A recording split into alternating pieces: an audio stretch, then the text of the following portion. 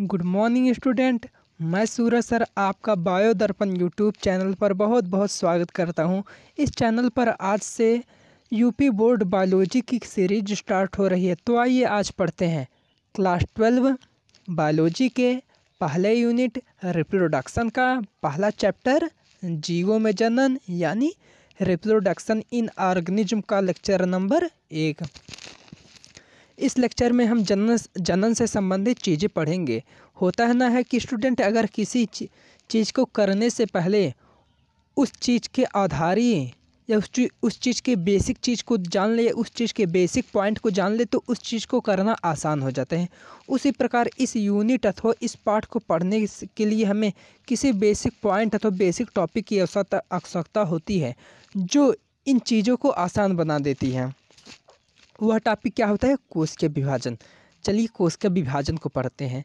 कोशिकीय विभाजन को पढ़ने से पहले हम पढ़ते हैं कोशिकीय क्या होती हैं, क्योंकि कोशिकीय जान जाएंगे तो उसके बाद कन्फर्म हो जाएगा कोशिकीय विभाजन क्या होता है। कोशिकीय क्या होती है? जीव शरीर की संरचनात्मक एवं क्रियात्मक इकाई कोशिका कहलाती है। देखिए इस परिभाषा में दो शब्द बड़े ही महत्वपूर्ण हैं, एक संरचनात्मक एक क्रियात्मक। अगर यहीं पर यह परिभाषा होता कि जीव शरीर की क्रियात्मक एवं संरचनात्मक इकाई कोशिका कहलाती है तो ये परिभाषा गलत होता कि सही? आप ही बताओ। नहीं, ये परिभाषा टोटली गलत हो जाता है, क्योंकि जब तक कोई संरचना बनती नहीं है तब तक उससे कोई क्रिया हो नहीं सकती। अतः यही सही होगा कि जीव शरीर की संरचनात्मक एवं क्रियात्मक इकाई कोशिका कहलाती है, यानी पहले नंबर पे संरचना, उसके बाद कोशिका दूसरे नंबर पे। अब आता है कोशिकीय विभाजन। कोशिकीय विभाजन को समझने के लिए हम पारिवारिक उदाहरण लेते हैं। मान लीजिए कोई ये छोटी सी फैमिली है, इसमें 2 मेंबर हैं ये। अब क्या आपको लगता है कि इस नॉर्मली इस परिवार में विभाजन होगा?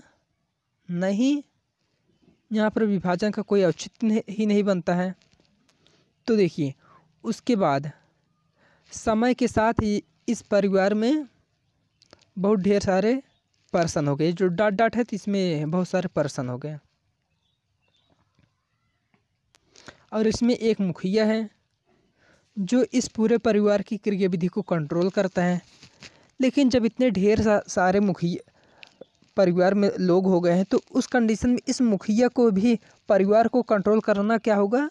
दिक्कत भरा काम हो जाएगा। तो उस कंडीशन में ये क्या करेगा? परिवार को ही अलग अलग कर देगा। जब परिवार को अलग कर देगा तो हर परिवार में अपने आप एक मुखिया बन जाते हैं। जो उसमें सबसे बड़ा होगा जिस परिवार का, वही उस परिवार का मुखिया हो जाएगा। तो अब ये अपने परिवार को अच्छे से मैनेज करेंगे। कंप्लीट। उसी प्रकार क्या होता है, जब कोशिका विकसित हो जाती है यानी बड़ी हो जाती हैं तो उसमें भी क्या होता है, उसका जो केंद्रक होता है वह भी कोशिका की समस्त क्रियाविधि को सही से कंट्रोल नहीं कर पाता है। तो उस कंडीशन में कोशिका का विभाजन हो जाता है। देखिए कोशिकीय विभाजन क्या है? किसी विकसित कोशिका का अपने 2 संतत कोशिकाओं में विभाजित होना कोशिकीय विभाजन कहलाता है। और जो कोशिकीय विभाजन होता है यह ऐसा है कि नहीं कि वो कोई कोशिका है वो अचानक 2 कोशिकाओं में टूट जाएगा, ऐसा नहीं होता। बल्कि जो कोशिका होती है यह किसी निश्चित स्टेप को फॉलो करते हुए ही विभाजित होती है। और यह जो निश्चित स्टेप है यह क्या है? एक चक्रीय प्रोसेस, यानी इस स्टेप के बाद इस स्टेप को आना आवश्यक है। तो इसी को क्या कहते हैं? कोशिकीय चक्र। कोई कोशिका जिस निश्चित चक्रीय पथ का अनुसरण करते हुए विभाजित होती है कोशिकीय चक्र कहलाता है। अब देखते हैं कि हम कौन कौन से कंडीशन होते हैं जिसमें हमारी कोशिका विभाजित हो सकती है। अभी हमने बताया कि जब कोई परिवार बढ़ता है तो उस स्थिति में विभाजन होता है। तो इसमें कौन कंडीशन आती है? जब कोशिका में जीव द्रव्य की मात्रा बढ़ती है तो उस कंडीशन में विभाजन होता है। इसे मैथमेटिकल फार्मूले में भी देख लीजिए। कैरियोप्लाज्मिक इंडेक्स बराबर कैरियोप्लाज्मिक इंडेक्स यानी KI बराबर VN/VC माइनस VN, जहाँ पर VN क्या है? केंद्रक का आयतन। VC क्या है? कोशिका का आयतन। जबकि VC माइनस VN क्या है? कोशिका द्रव्य का आयतन। तो इस कंडीशन में क्या होगा, मान लीजिए कि ये कोई कोशिका है, कोशिका में केंद्रक होता है। कोशिका में जब केंद्रक होता है, जब कोशिका हमारी विकसित होती है तो उस कंडीशन में क्या होता है कि जो कोशिका का केंद्रक है इसका विकास नहीं होता, बल्कि इसकी कोशिका के जो जीवद्रव्य है इनका ही विकास होता है। तो जीवद्रव्य के बढ़ने की अपेक्षा या इसके तुलनात्मक रूप में केंद्रक का विकास नहीं हुआ, तो इस रूप में या इस आधार पर केंद्रक तो जीवद्रव्य की अपेक्षा छोटा ही रह गया। तो इस कंडीशन में जो केंद्रक है या कोशिका की समस्त क्रियाविधि पर अपना कंट्रोल नहीं कर पाएगा। तो उस कंडीशन में क्या होगा, कोशिका दो पार्ट में टूट जाएगी अथवा विभाजित हो जाएगी। तो वही यहाँ पर बताए गए हैं कि जब किसी विकसित कोशिका में जीवद्रव्य की मात्रा बढ़ती है तो केंद्रक कोशिका की समस्त या संपूर्ण क्रियाविधि पर नियंत्रण नहीं कर पाता है और उस स्थिति में कोशिका का विभाजन हो जाता है। यही क्या है, कोशिका विभाजन की स्थिति, यानी जब जीवद्रव्य की मात्रा बढ़ती है तो कोशिका का विभाजन होना आवश्यक है, क्योंकि जो कोशिका का केंद्रक है वह कोशिका की समस्त क्रियाविधि पर अपना कंट्रोल नहीं कर पाता। अगर इसे मैथमेटिकल फार्मूला में देखा जाए तो कि आई बराबर V N minus V C minus we N बराबर V C minus we N है, जहाँ पर वी एन क्या है, केंद्रक का आयतन, और जबकि v C minus we n क्या है, कोशिका द्रव्य का आयतन। अब देखिए, आप ये जानते होंगे कि एक तो व्युत्क्रमानुपाती सिद्धांत होता है। मान लीजिए x बराबर 1/n, इसमें क्या होगा, जब ये बढ़ेगा तो ये घटेगा, और जब ये बढ़ेगा तो ये घट जाएगा। तो अब वही बात इसमें आती है, जब कोशिका में क्या होता है, ये बढ़ता है, ये बढ़ते यानी कोशिका द्रव्य का आयतन बढ़ता है, तो उस कंडीशन में वी एन घट जाता है। घट क्या जाता है कि वैसे ही रहता है, बल्कि इसके तुलनात्मक रूप में ये नहीं बढ़ता है। तो उस कंडीशन में केंद्रक का आयतन जीवद्रव्य या कोशिका द्रव्य की अपेक्षा वैसा ही रहता है। तो अब कोशिका का विभाजन होना आवश्यक है, क्योंकि इसका आकार बढ़ गया। आप मैथमेटिकल फार्मूले में से समझ सकते हो, कभी फिजिक्स में से इस सिद्धांत को जरूर पढ़े होगे कि व्युत्क्रमानुपाती सिद्धांत क्या होता है। अब हम देखते हैं कि हमने आपको अभी बताया कि जो हमारी कोशिका होती है एक निश्चित चक्रीय पथ का अनुसरण करते हुए विभाजित होती है, जिसे कोशिका चक्र कहते हैं।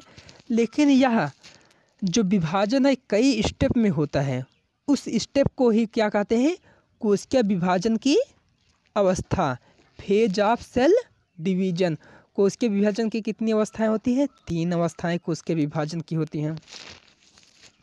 पहली क्या है, अंतरावस्था, दूसरी क्या है, विभाजन अवस्था, विभाजन अवस्था को एम अवस्था भी कहते हैं, और तीसरी क्या है, G0 अवस्था।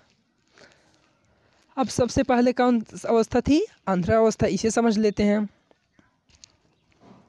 अंतरावस्था को इंग्लिश में क्या कहते हैं, इंटरफेज।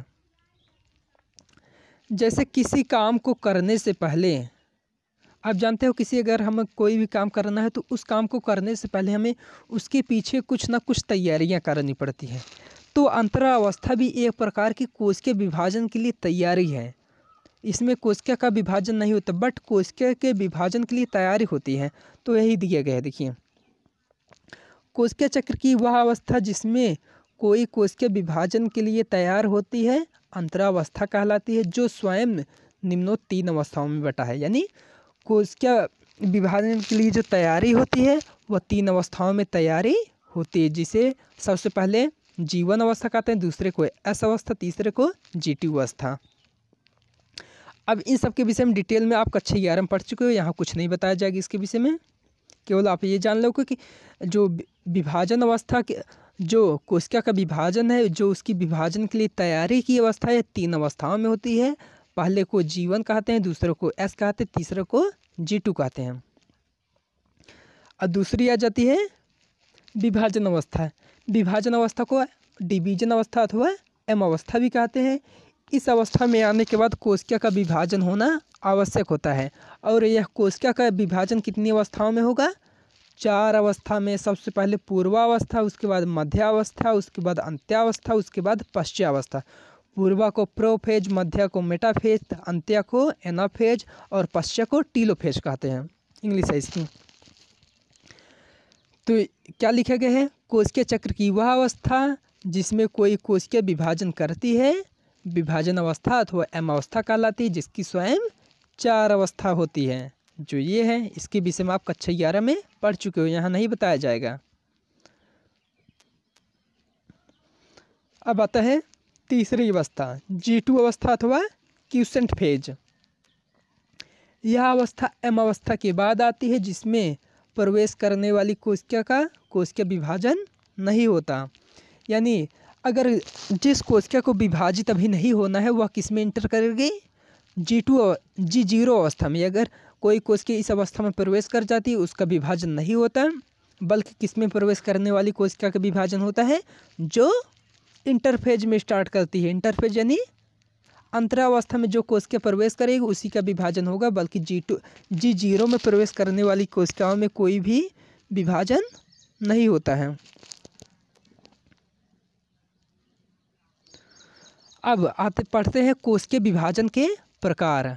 जो हमारी कोशिका होती है 3 प्रकार से विभाजित होती है, एक समसूत्री, एक असूत्री, एक समसूत्री, एक अर्धसूत्री। अभी इसके विषय में डिटेल से थोड़ा पढ़ेंगे, लेकिन यहाँ पर समझने के लिए पढ़ते हैं।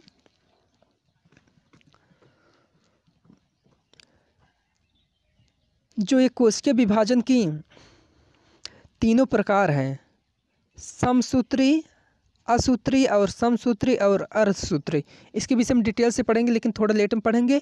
उसके अलावा यहाँ पर देख लेते हैं जो अभी हम कोशिकीय विभाजन की अवस्थाएं पढ़े उसका चित्रित रूप क्या है, यानी उसके चित्र का रूप में क्या है। सबसे पहले क्या होती है? अंतरावस्था। अंतरावस्था को क्या कहते हैं? इंटरफेज। ये देखिए यहाँ जितना ब्लू है यहाँ से लेकर यहाँ तक ये क्या है? अंतरावस्था। इसमें कोशिका विभाजन के लिए तैयार होती है, बल्कि इसमें कोशिका का विभाजन नहीं होता। और यह तैयारी कितनी अवस्था में होती है? 3 अवस्था। पहला G1, दूसरा S, तीसरा G2। उसके बाद आती है कौन सी अवस्था? एम अवस्था अथवा विभाजन अवस्था। इस अवस्था में पहुंचने के बाद कोशिका का विभाजन हो जाता है। और यह विभाजन कितनी अवस्थाओं में होता है? 4 अवस्था।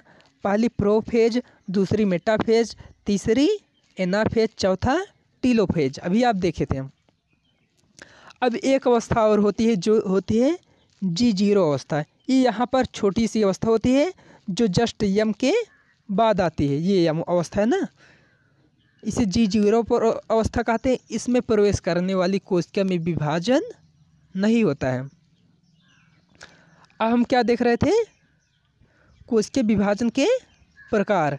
कोशिकीय विभाजन आपके 3 प्रकार के होते हैं, एक असूत्री, एक समसूत्री, एक अर्धसूत्री। ये तीनों क्या है? कोशिकीय विभाजन के प्रकार।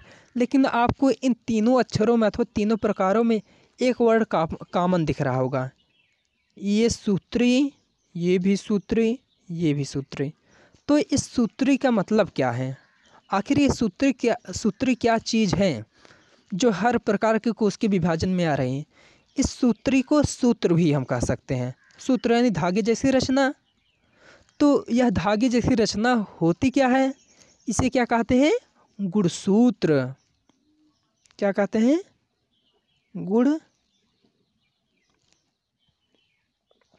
गुणसूत्र कहते हैं। तो अब देखते हैं कि गुणसूत्र आखिर होता क्या है, जिसे हम पढ़ लेंगे तो हमें कोशिका विभाजन के प्रकार को पढ़ने में बड़ी आसानी हो सकती है। तो पढ़ते हैं गुणसूत्र। गुणसूत्र को इंग्लिश में क्या कहते हैं? क्रोमोसोम। गुणसूत्र को इंग्लिश में क्या कहेंगे? क्रोमोसोम। क्रोमोसोम पढ़ने से पहले हम पढ़ते हैं अनुवांशिक पदार्थ क्या होता है, क्योंकि अनुवांशिक पदार्थ से ही गुणसूत्र बनते हैं। कैसे बनते हैं इसे आगे देखते हैं। अनुवांशिक पदार्थ क्या होते हैं? वे कोशिकीय पदार्थ यानी ये कोशिका में पाए जाते हैं। वे कोशिकीय पदार्थ जो जनक यानी माता पिता के लक्षणों को पीढ़ी दर पीढ़ी उनके संतानों में ले जाते हैं अनुवांशिक पदार्थ कहलाते हैं। यानी ऐसे कोई मटेरियल जो माता पिता यानी माता पिता को जनक कहते हैं के लक्षणों को उनके संतानों में ले जाते हैं, क्या कहलाते हैं? अनुवांशिक पदार्थ, जो 3 प्रकार के होते हैं, एक आरएनए, एक डीएनए, एक प्लाज्मिड। इसमें सबसे इम्पोर्टेंट क्या होता है? डीएनए। इन सब के विषय हम यूनिट नंबर क्लास 12 के 2 में पढ़ेंगे।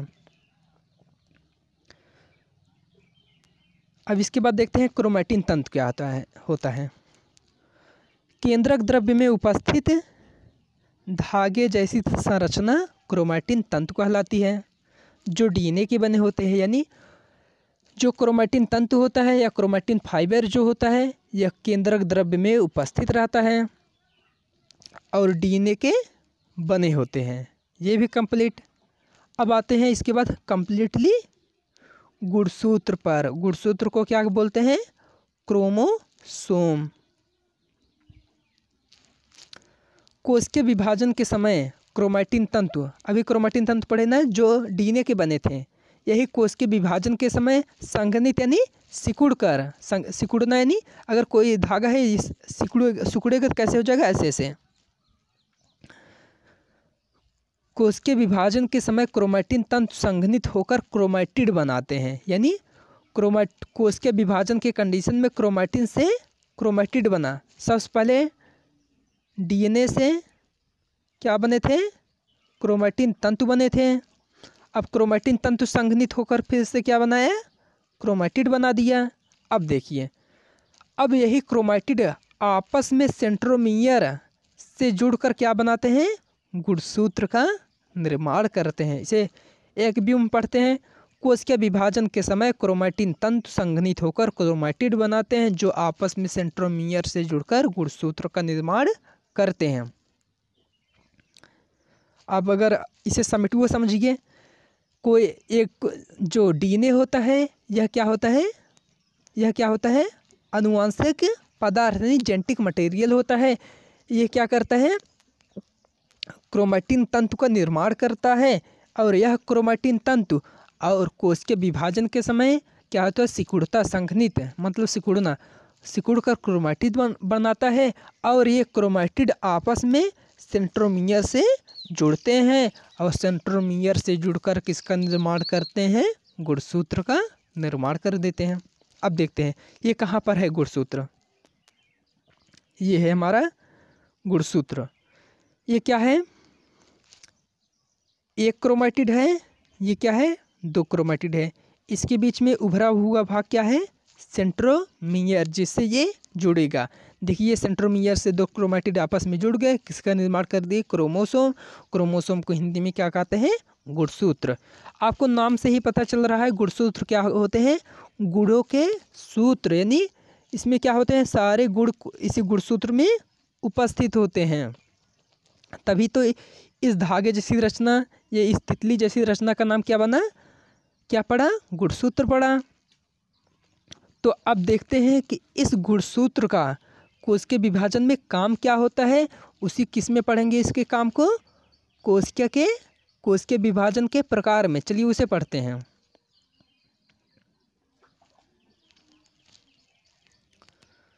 यहाँ पर आ गया हमारा कोश के विभाजन के प्रकार।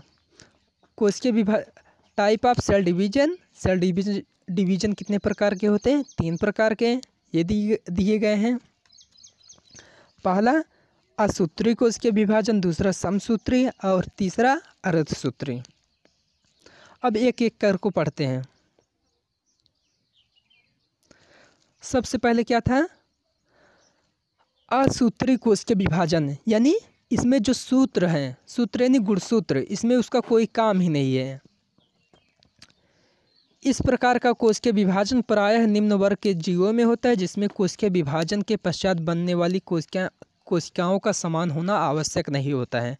देखिए सामान्यतः यह देखा जाता है कि जो कोशिका, अगर कोई कोशिका है, इसके विभाजन से जो दोनों कोशिकाएं बनती हैं, वो दोनों कोशिकाएं एक दूसरे से आकार में बराबर होंगी अथवा रंग रूप रचना में बराबर होंगी। परंतु जो असूत्री कोश के विभाजन प्रकार होता है, इस विभाजन के पश्चात जो भी कोशिकाएं बनती हैं वो क्या होती हैं? उनके रंग रूप रचना ये सब, यानी उनका आकार, ये सब बराबर है कि नहीं है, इसमें कोई भी इशू नहीं होता, यानी ये बराबर हो भी सकती है नहीं भी हो सकती, इसमें कोई बहुत टेक्निकल नहीं है। वास्तव में ये क्या होती है, कोष के विभाजन का सबसे रद्दी प्रकार है। अब आ जाते हैं समसूत्री कोष के विभाजन, ये महत्वपूर्ण है। सॉरी जी, इसमें हमने अक्षर गलती कर दी है, समसूत्री लिख दिया है, होगा समसूत्री, अब बना लीजिएगा। समसूत्री कोष के विभाजन को हिंदी में क्या, इंग्लिश में क्या कहते हैं, माइटोसिस है। इसमें नाम से ही क्लियर हो रहा है, कोशिका विभाजन के पश्चात बनने वाली कोशिकाओं में सूत्रों की संख्या समान होगी। सूत्र यानी गुणसूत्र, अगर एक गुणसूत्र इसमें है तो विभाजन के पश्चात जितने कोशिकाएं बनेंगी उसमें भी गुणसूत्र की संख्या वैसे ही होगी, क्योंकि समसूत्री कोष के विभाजन है। सूत्र क्या होते हैं, गुणसूत्र होता है। अब देखिए, गुणसूत्र में ही सभी क्या होते हैं, गुण उपस्थित होते हैं। तो जितने गुणसूत्र इसमें हैं उतने ही गुणसूत्र इसमें भी है, इन कोशिकाओं में भी है। तो सूत्र क्या होते हैं, गुणसूत्र होते हैं, यानी जितने जैसे गुण इसमें है वैसे ही गुण इसमें है, क्योंकि वैसे ही गुणसूत्र तो इसमें आए हैं, तो यही लिखा गया है। कोशिका विभाजन की ऐसी स्थिति अथवा ऐसी दशा जिसमें विभाजन के पश्चात बनने वाली संतत कोशिकाओं में गुणसूत्रों की संख्या अपनी जनक यानी जिनसे ये दोनों कोशिकाएं बनी हैं जनक कोशिका के समान होती है, समसूत्री कोशिका विभाजन कहलाती है। अब हम देखते हैं कि इस समसूत्री विभाजन के लक्षण क्या क्या होते हैं और इसके महत्व क्या क्या होते हैं। इसके पहले इसका चित्र देख लेते हैं। ये देखिए, समसूत्री विभाजन का चित्र है। आप पहले इस बीच वाली चीज़ को छोड़िए। इस समसूत्री कोश के विभाजन की स्टेप है, यानी किस स्टेप में विभाजित हुए हैं। आप इस कोशिका को देखिए और इन दोनों कोशिकाओं को देखिए। जैसे गुणसूत्र इसमें है वैसे ही गुणसूत्र इसमें भी है। कंप्लीट, यानी समसूत्री कोश के विभाजन के पश्चात बनने वाली दोनों कोशिकाओं में गुणसूत्रों की संख्या अपने जनक यानी अपने जैसी कोशिका से बनी थी उसी के समान होती है। तो जैसे गुण इसमें रहेंगे वैसे ही गुण इन दोनों में रहेंगे, क्योंकि इसी प्रकार का गुणसूत्र इनमें है वैसे ही इनमें भी है। अब देखते हैं इसका समसूत्री विभाजन को के क्या लक्षण होते हैं, क्या महत्व होते हैं।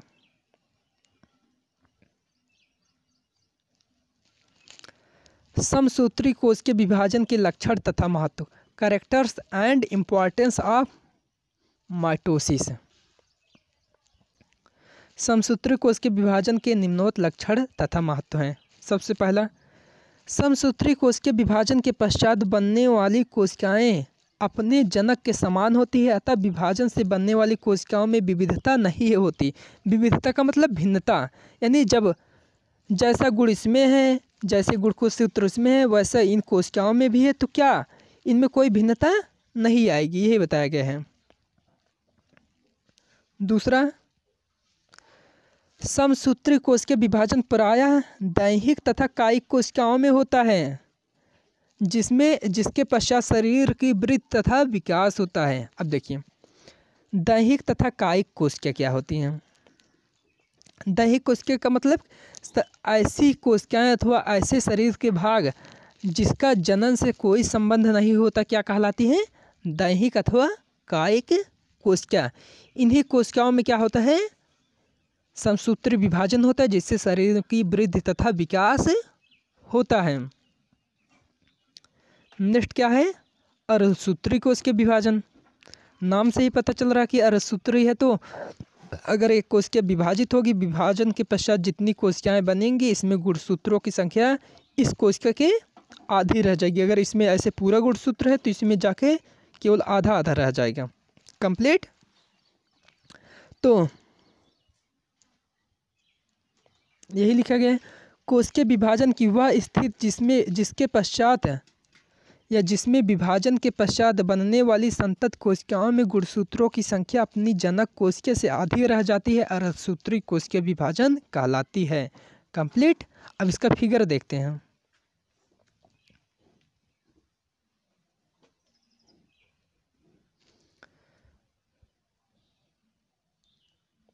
ये कोई कोशिका है।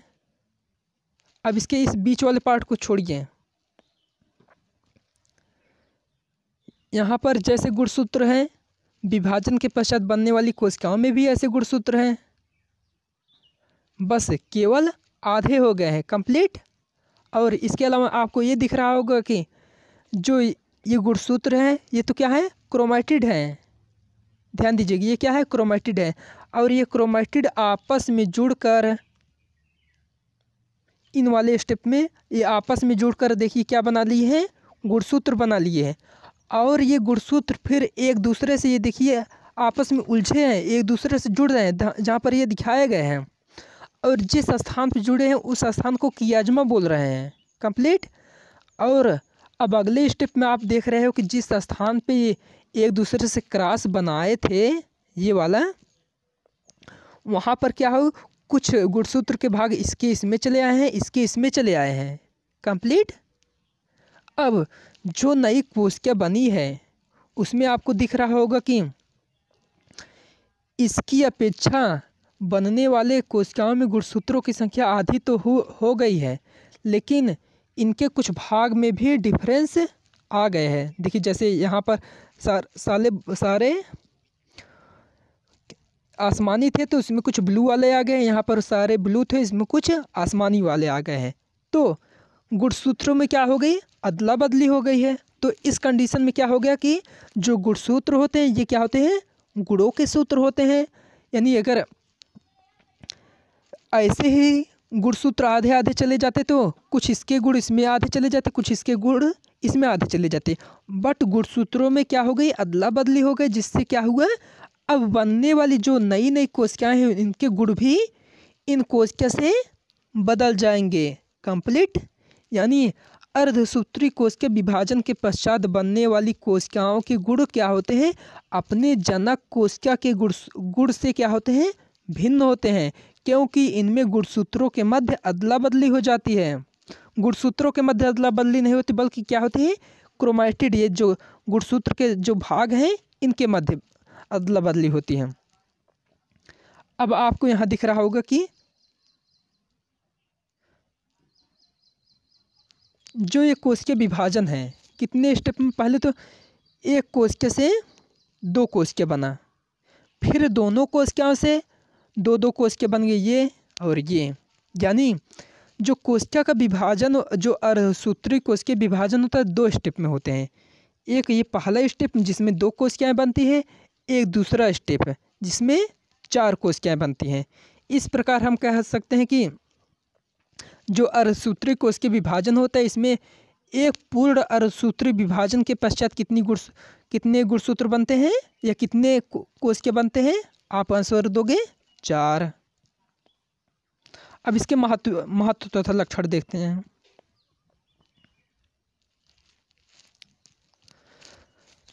अर्धसूत्री कोशिका विभाजन के लक्षण तथा महत्व, अब यही सबसे महत्वपूर्ण है, बाकी सब तो कहानियाँ थीं। जो अर्धसूत्री कोशिका विभाजन के होता है, इसमें यह देखिए होता क्या है, जो पहले आपने देखा कि जो समसूत्री कोशिका विभाजन था यह पूरी तरह से कायिक अथवा दैहिक कोशिकाओं में हो रहा था, जबकि यह किस में होगा, अर्धसूत्री कोशिका विभाजन प्राय नर तथा मादा जननांगों यानी जनन अंगों के नर तथा मादा मातृ जनन कोशिकाओं में होता है। यानी जो अर्धसूत्री कोशिका विभाजन होता है यह नर तथा मादा जननांगों में पाई जाने वाली विशेष कोशिकाओं में होता है। उन विशेष कोशिका को क्या कहते हैं, मादा नर तथा मादा मातृ जनन कोशिका कंप्लीट। दूसरा, जो अर्धसूत्री कोशिका विभाजन होता है दो अवस्थाओं में पूर्ण होता है, जिसके पश्चात 4 कोशिका का निर्माण होता है। अब देखिए इसमें एक शब्द है अगुणित,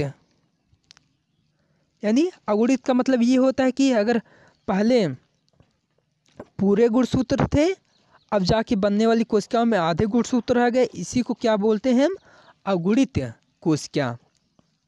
अगर यानी पहले वाली कोशिका में पूरा गुणसूत्र था, बनने वाली दोनों कोशिकाओं में गुणसूत्र आधे आधे रह गए, इसी को क्या बोलते हैं, अगुणित। अगुणित को क्या बोला जाता है, स्मॉल एन भी बोला जाता है। जबकि द्विगुणित को, इसमें देखिए द्विगुणित है ना, इसे क्या बोला जाता है, 2n भी बोला जाता है। 2n क्योंकि इसमें दोनों क्रोमैटिड है, इसमें एक ही एक है, तो इसे क्या बोला जाएगा? अगुणित, जबकि इसे क्या बोला जाएगा? द्विगुणित। तीसरा, अर्धसूत्री कोश के विभाजन की दूसरी अवस्था प्रायः समसूत्री कोश के विभाजन के समान ही होती है। देखिए, जो मान लीजिए एक कोशिका है, इसमें अर्धसूत्री विभाजन कोश के विभाजन होगा तो दो कोशिकाओं का निर्माण होगा।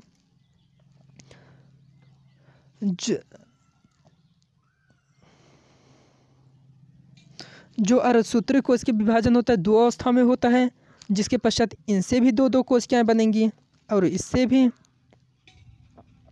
अब इनमें होता क्या है, जितनी कोशिकाएं इसमें है, दूसरी अवस्था में जब जितनी गुणसूत्र इसमें है, तो दूसरी अवस्था में जब विभाजन होता है उतने ही गुणसूत्र इसमें भी जाते हैं।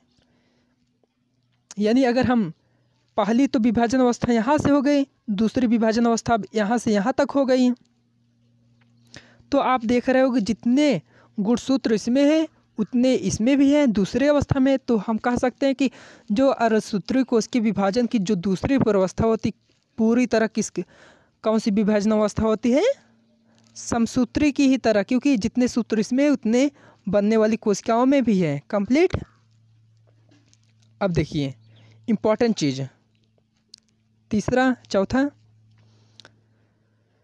नर तथा मादा मातृजनन कोशिका। ये मातृजनन कोशिका कहाँ पाई जाती है? नर तथा मादा जननांगों में। नर तथा मादा मातृजनन कोशिका में अर्धसूत्री कोश के विभाजन के पश्चात किसका निर्माण होता है? नर तथा मादा युग्मक का निर्माण होता है, जिसे क्या कहते हैं? शुक्राणु तथा अंडाणु। अब इस युग्मक के विषय में हम अगले वाले लेक्चर में डिटेल से पढ़ेंगे। अब आ जाता है नोट। अर्धसूत्री कोश के विभाजन के पश्चात बनने वाली नर तथा मादा युग्मक, जिसे इंग्लिश में क्या कहते हैं? गैमीट, आपस में मिलकर यानी आपस में जब जुड़ते हैं किसका निर्माण करते हैं? जाइगोट का निर्माण करते हैं, जिसमें बारंबार समसूत्री कोश के विभाजन होता है, जिससे जीवन की शुरुआत होती है। यानी कहने का मतलब ये है कि जो अर्धसूत्री कोश के विभाजन से जो दो प्रकार के युग्मक बनते हैं, एक को शुक्राणु नाम दिया जाता है, शुक्राणु का आकार ऐसे होता है, एक को अंडाणु, अंडे के आकार का होता है। ये आपस में मिलते हैं और मिलकर किसका निर्माण करते हैं? युग्मनज का। युग्मनज को इंग्लिश में क्या कहते हैं? जाइगोट कहते हैं। अब इस जाइगोट में क्या होगा? बारंबार समसूत्री विभाजन होगा, जिससे इसका आकार क्या होगा? बढ़ेगा। जैसे जैसे इसका आकार बढ़ेगा वैसे वैसे जीवन की शुरुआत होती रहेगी। और दूसरी चीज़ में है कि जो ये नर तथा मादा युग्मक आपस में मिलते हैं, इस प्रक्रिया को क्या कहते हैं? निषेचन। अर्थात निषेचन, उसके बाद देखिए क्या लिखा गया है, अर्थात निषेचन युग्मनज निर्माण की प्रक्रिया है। ये महत्वपूर्ण चीज़ है, यानी जब तक निषेचन होगा नहीं तब तक कोई युग्मनज बन नहीं सकता, क्योंकि जो युग्मक होते हैं इनसे युग्मनज बनता है। और यह युग्मनज कब बनता है? निषेचन प्रक्रिया के पश्चात। निषेचन द्वारा ही ये दोनों आपस में मिलते हैं। अब देखिए इसका फिगर के रूप में समझ लेते हैं। ये क्या है? एक मादा है, ये क्या है? एक नर है। ये युग्मक का निर्माण करेगी, ये भी युग्मक का निर्माण करेगी। इसके युग्मक को अंडाणु कहेंगे, नर के युग्मक को शुक्राणु कहेंगे। ये आपस में मिलकर किसका निर्माण कर देंगे? युग्मनज का। अब इसमें 23 क्या है? 23 क्या है? 46 23 क्या है? अभी इसे पढ़ोगे बाद में। अब जब इसमें क्या होगा? बारंबार समसूत्री विभाजन होगा, किसका निर्माण हो जाएगा? इम्ब्रियो का। इम्ब्रियो से ही जीवन की शुरुआत होगी और नन्हा बच्चा बनना प्रारंभ हो जाएगा। अब यहीं पर आपका लेक्चर नंबर 1 फिनिश होता है। इसका जो PDF है इसके डिस्क्रिप्शन की लिंक में दे दिया जाएगा। आप डिस्क्रिप्शन की लिंक में जाकर वहाँ से PDF लोड करके आप पूरा का पूरा अभी जितना भी पढ़ाए गए उसका नोट्स आप पा सकते हो। यह फ्री ऑफ कॉस्ट है, यानी इसमें आपको कोई पैसा नहीं देना है। अब लेक्चर नंबर 2 में, इसी पाठ के लेक्चर नंबर 2 में आप जनन क्या होता है, जीवों में जनन किस प्रकार होता है, इसको पूरी तरह से पढ़ोगे। अभी तक आपने ये पढ़ा कि अर्धसूत्री कोश के विभाजन द्वारा कैसे युग्मक का निर्माण होता है, उनसे कैसे युग्मनज का निर्माण होता है, उनसे कैसे जीवन की शुरुआत होती है। आज का क्लास यहीं पर ख़त्म होता है। नेक्स्ट क्लास नेक्स्ट दिन